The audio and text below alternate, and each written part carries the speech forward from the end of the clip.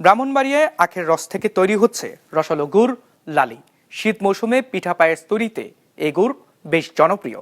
জেলার বিভিন্ন স্থান থেকে ঐতিহ্যবাহী লালি গুড় কিনতে আসেন ভোজন বিলাসীরা।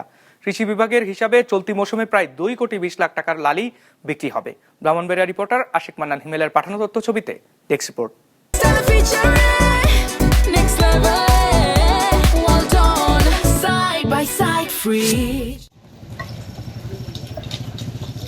এভাবেই সনাতন পদ্ধতিতে মহিষ দিয়ে আখ মারিয়ে সংগ্রহ করা হচ্ছে রস।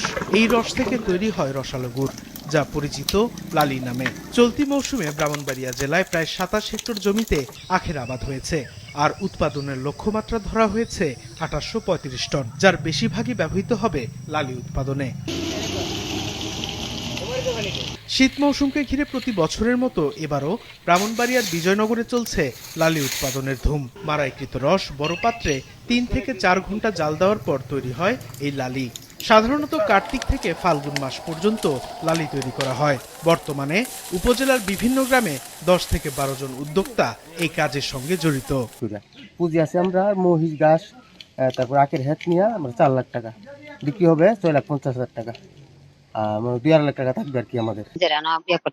আমরা নিজেরা বিক্রি করি, মানুষরা পালাটা লাগি অনেকখান থেকে বালা জিনিসের লাগি এটা উৎপন্ন করি আমরা নিজেরা, কোনো বেজার টেজার নাই। আমাদের লালিতে কোনো বেজাল নাই দিকে এখানে মানুষ বিভিন্ন জায়গা থেকে দেখতে আসে, রস খাওয়ার জন্য আসে, লালি নেওয়ার জন্য আসে। চলতি বছর লালি গুড়ের দাম কিছুটা বেড়েছে। উপকরণের দাম বেড়ে যাওয়ায় এমনটাই দাবি বিক্রেতাদের।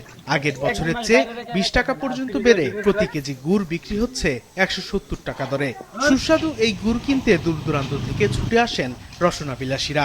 এখানে জনপ্রিয়, সবাই লালিটা পছন্দ করে। ঠিক আছে, আমরা অনেক দূর থেকে আসলাম, এখানে লালি এখন কিনে নিয়ে যাব। আর অনেকেই আমার সাথে ভাই বন্ধু আসছে, তারাও নিয়ে যাবে। শীতকালের ঐতিহ্যবাহী হলো আপনার লালি। আর লালির সাথে বেসিক্যালি শীতের পিঠা মানে লালি ছাড়া আসলে কোনো কিছু হয়ে ওঠে না। নিতে আসছি, এর আগে ছিল 150 টাকা কেজি, এখন 170 টাকা কেজি। আর খাইতে আসছি, ঘুরতে আসছি, দেখতে আসছি। কৃষি অধিদপ্তরের হিসেবে চলতি মৌসুমে ব্রাহ্মণবাড়িয়ায় প্রায় 2,20,00,000 টাকার লালি গুড় বিক্রি হবে বলে আশা করা হচ্ছে। স্বাস্থ্যসম্মত উপায়ে গুড় তৈরি হচ্ছে কিনা সে বিষয়ে নিয়মিত নজরদারির কথা জানান জেলার কৃষি কর্মকর্তা। এবং তারা কোনো রং মিশ্রণ করছে না, এবং সেটা সেখানে লোকজন উপস্থিত থেকে দেখে রসও খাচ্ছে এবং সেখান থেকে তারা লালি কিনে নিয়ে যাচ্ছে। তো কাজেই সেখানে ভেজাল করার কোনো সুযোগ আমি দেখিনি। সংশ্লিষ্টদের হিসেবে এককানি জমির আগ দিয়ে 17 থেকে 18 মণ লালি গুড় তৈরি হয়।